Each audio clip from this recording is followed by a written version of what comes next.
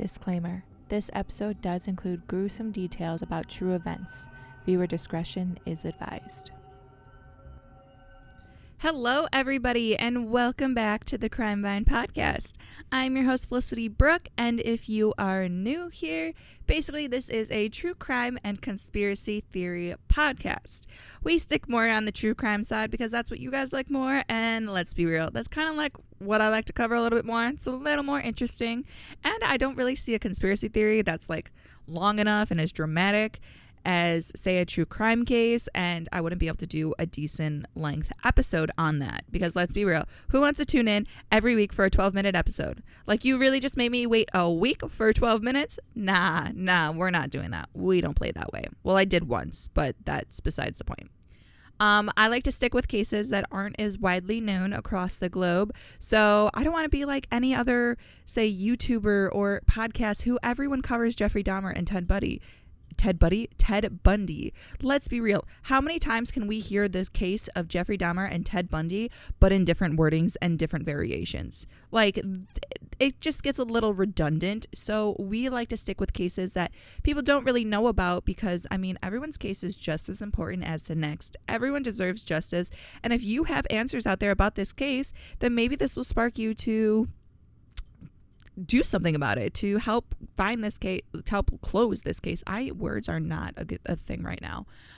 It is really early in the morning. I have to go to work soon, so I'm trying to record this, and everything is against me. This is like my 6th time recording this episode, but you guys you didn't click on this to listen to me talk about or complain. So anyway, this case, let me tell you, it's not like your typical true crime case. It's a little odd.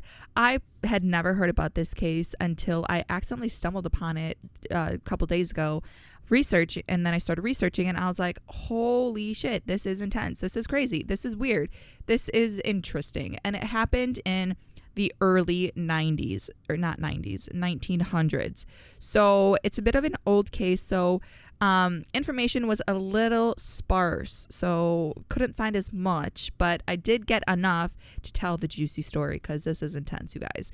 I do want to say, though, if you are in a car listening to this with children, or you're cleaning your house and children are around, or if there is children around you anywhere, someone young with sensitive ears, do not play this episode in front of them. Come back to it when they're not around, because this does include some incest, let me tell you, and that is not appropriate for children. So yes, come back to it if there are kids around.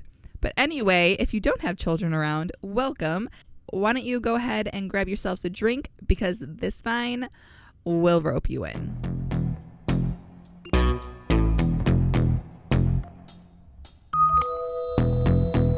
Barbara Daly was born in 1922 in Boston, Massachusetts, to Nini and Frank Daly. Nini had actually experienced a nervous breakdown a couple years before Barbara was born. It doesn't go unnoticed that Barbara would later on inherit Nini's emotional instability and erratic behavior.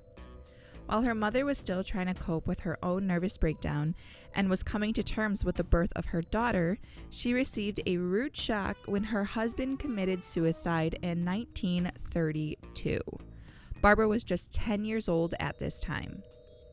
Her father had actually died of a planned carbon monoxide poisoning that occurred as he purposely locked himself in his car and inhaled fumes from his exhaust pipe.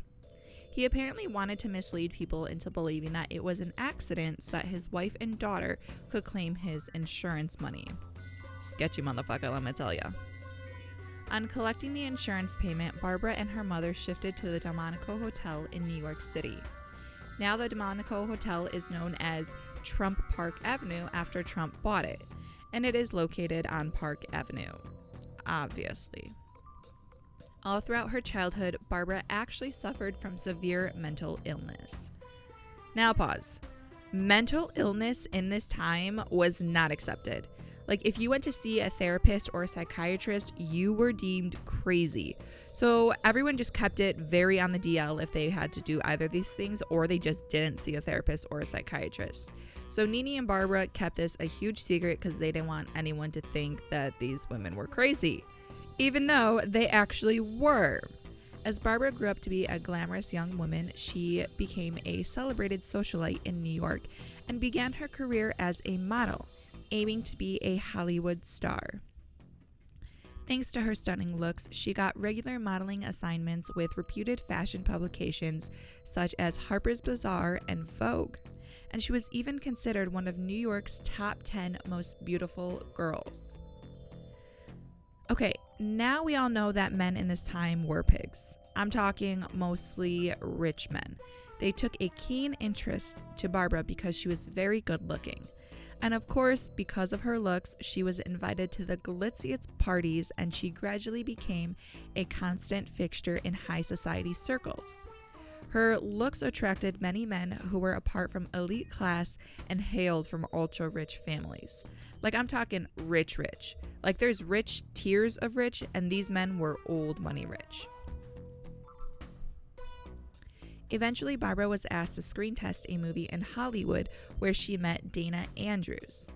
However, this golden career opportunity did not culminate in film stardom for Barbara, but led to her meeting Cornelia Baekeland, another aspiring actor much like her.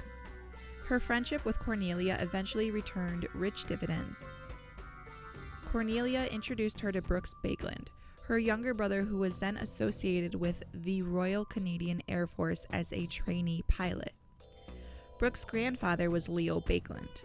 Now, Leo Baekeland was a U.S. industrial chemist who helped found the modern plastics industry through his invention of Bakelite.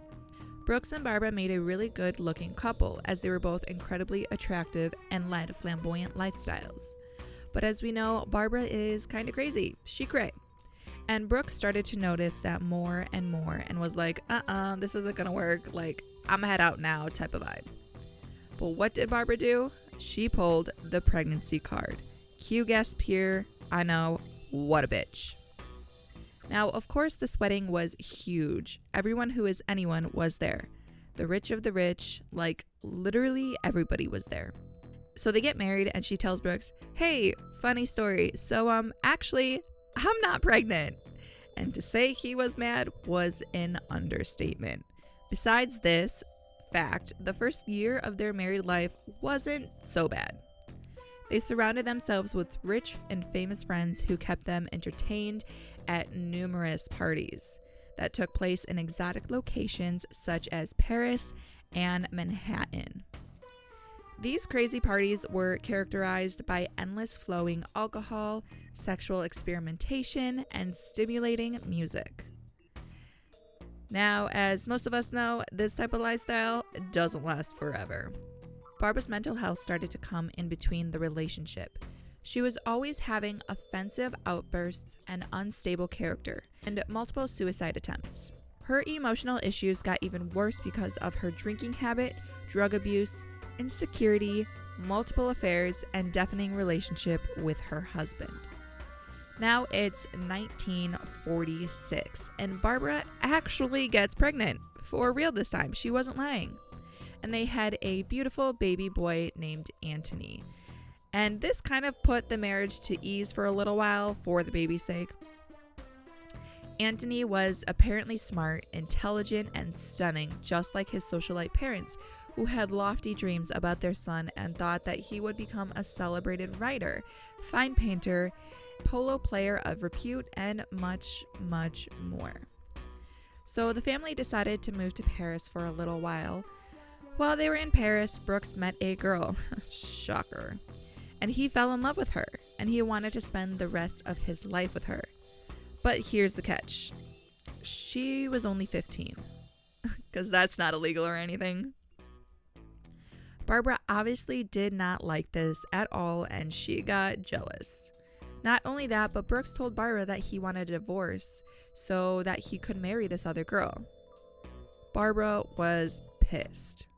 So what did Barbara do? She tried to commit suicide again. And by tried, I mean she didn't actually want to die. She just wanted to scare Brooks into staying with her. And it worked. He told her that he would break it off with the other girl and that he doesn't want a divorce anymore. So Toni, the son, decided that he wanted to travel the world, which he was a rich kid, so he could literally do anything. And Toni also developed mental issues and started requiring psychiatric care just like his mother. Toni suffered from schizophrenia and often demonstrated paranoid tendencies. So Toni actually settled in Italy and he roomed with an Australian man. His roommate was gay, and Toni and Jake, which was his roommate, began a romantic relationship. Obviously, the two kept this very quiet because this was, again, a very different time than it is today, and this was not accepted, and it was very, for lack of better word, taboo. Eventually, Toni told Barbara about his relationship with Jake Cooper, and she was not having it. She went as far as hiring prostitutes to turn her son back straight. She even called one of her friends who had a daughter named Sylvie, and she basically had them sleep together so he would realize that he wasn't actually gay. But of course, none of this worked. In 1968, Brooks finally walked out of the marriage for an attractive young seductress. And guess what that attractive young seductress's name was? Sylvie, who just so happened to be the same girl that was sleeping with his son. 'Cause that's not weird. After the eventual divorce, Barbara moved in with her son Anthony, and they gradually became obsessively codependent. All right, now grab your wigs, grab whatever is about to snatch off of you, because this is where things get a little crazy. And by a little crazy, I mean totally and utterly fucked up. Okay, don't let Barbara fool you. She wasn't Little Miss Innocent. She was also having affairs with men while she was still married to Brooks. And she had been told that she was great in the bedroom. So she came to the conclusion that she would be the one, since the other women aren't working, to turn her son back straight. That is how prideful this woman is. She is so into herself that she had this disgusting, appalling idea. These two, I don't know why Anthony agreed to this, but these two started having a romantic involvement. And they actually also had a threesome with Jake Cooper, which was Anthony's roommate / partner. Yes, shit's a little crazy. On November 17th, 1972, Anthony actually stabbed his overindulgent mother to death. When police arrived, they found Anthony ordering a Chinese meal, and he fully 100% said, "Yeah, I did it. She was just getting a little annoying. Like, she was on my case all the time. Like, I did it. Yes, I'm guilty." You guys can't see my face right now, but oh my goodness, shock. Okay, now side note. Some reports said that he was living with his mother in London, and some said Italy. So I'm not entirely sure where this all took place. Since this did happen so long ago, there isn't much information out there.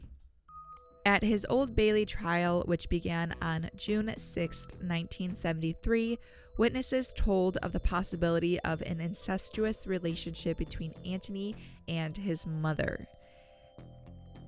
His defense was one of diminished responsibility, which was successfully argued, and he was found guilty of the lesser charge of manslaughter, and he was sent to Broadmoor. He was discharged from Broadmoor in July 1980, and he went to live with his grandmother in New York. He had only been there a week before he attacked the elderly woman because she nagged him, and he was locked up on Rikers Island and committed suicide there on March 21st, 1981. All right, what do you guys think about that case? I think it is completely messed up, and it is really disgusting, honestly. Like, she thought that she could fix her son, that she could like sleep the gay out of him, but that's not how that works. And also, that's really freaking disgusting. And she was so into herself that she's like, I've got the best around, like, I'm great, I'm amazing. Yeah, she was a fucked up woman, we know. But what let me tell you, when I was researching this case, and when I was like, oh, this isn't even a true crime case, it's just like a mystery case, should I even, like, cover this case, and then it got to the murder, and I was like, oh my goodness, where did that come from? Like, that was out of nowhere. And Anthony had the same mental health issues, and he was schizophrenic, so I mean, I guess that like makes sense with the violent behaviors, but I don't know what actually ended up happening with Brooks and Sylvie. That was literally nowhere to be found. Like, once Brooks married Sylvie, it was kind of like, he's out of the picture, done with him type thing. I know there was like a lot of people in this case. Yes, I hope you guys were able to keep tabs on everybody and follow along. But again, I don't know. So some reports said that he killed her in London, so I don't know if he settled in Italy and then moved to London a little bit later, and that's where his mom ended up living with him, because I was seeing Italy and London. The main thing I was seeing is that she was killed in London, so I'm guessing that he just picked up and moved at one point or another. But yeah, so there's also a movie based on this case. Can you call this a case? Is this a case? Yes, I think it's a case. It's called Save Grace or Saving Grace or Saved Grace or something with Save and Grace. So it's with Julianne Moore. I think it was made in 2007. You guys, oh my goodness. I didn't even watch the movie. I watched a trailer because it's more like a fictional take on the movie, I believe. But I watched the trailer and I was so disgusted. Like, she was so into it. And like, why would you even have that idea? That just freaks me out. Like, oh my goodness. But anyway, so I want to hear what you guys think on this case. This is wild. Like I told you, that's exactly why I said no children around, because they don't need to be introduced to the fucked up world of incest out there at such a young age. I mean, I don't even know why this is a thing. Well, it was with this particular case, but I don't even know if it's still a thing. If it is, why do people have to do that? I don't understand. But I want to know your guys' thoughts on this. Are you just as appalled as I am? Because I didn't even really want to cover this case, because I was like, oh, okay, this is really fucked up. But at the same time, I was like, but it's really, really, really, really interesting. Like, really interesting. So I covered it. Look where we are. I want to know your guys' thoughts, like I said, like 50,000 times about now. Also, if you guys can please rate and review this podcast on whatever platform you are listening to, it'll greatly help me out. And also, if you want to head over to my Instagram, it's at the Crime Vine Podcast. I do post a lot of memes over there, so if you have a true crime sense of humor, that is the place for you. And then also, I'm on Twitter at the Crime Vine PO1. That is more so where I give updates on cases, or like I just tweet other tweets. What else do you do on Twitter? But yeah, so thank you guys all so much for listening, and I will talk to you guys in my next podcast episode.